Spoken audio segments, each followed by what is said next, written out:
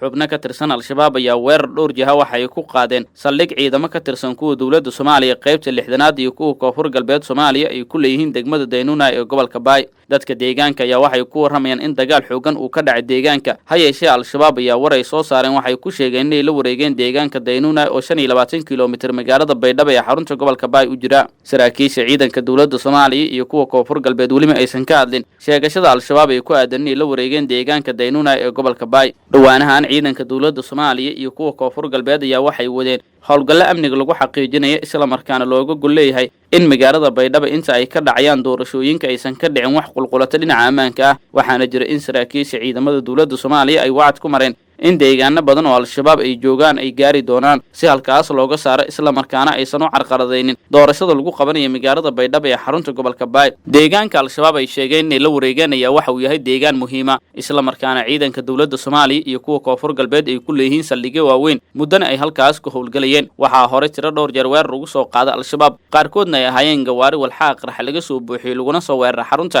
kadibna uu xigay dagaal toosa. deegaankaas ayaana al-shabaab waxay doonayeen inay gacanta ku dhigaan isla markaana ay ka saaraan ciidanka dowladda Soomaaliya. dhowr jeer al-shabaab gacantooda ayuu galay deegaanka walow markii dambe ay iskaga bixeen kadibna dib ay ugu soo laabteen ciidanka dowladda Soomaaliya iyo kuwa koonfur galbeed kuwaas oo bilaabay howlgalla baaritaana oo ay ku raadinayaan raggii weerarka soo qaaday. maamulka koonfur galbeed Soomaaliya xilligan waxa uu ku howlan yahay qabashada doorashada xildhibaanada golaha shacabka ee baarlamaanka Soomaaliya waxaana magaalooyinka Baydhabo iyo Baraaw laga dareemayaa abaabulka iyo qabanqaabadii ugu dambeysay ee lagu qabanayo doorashada xildhibaanada golaha shacabka ee baarlamaanka Soomaaliya.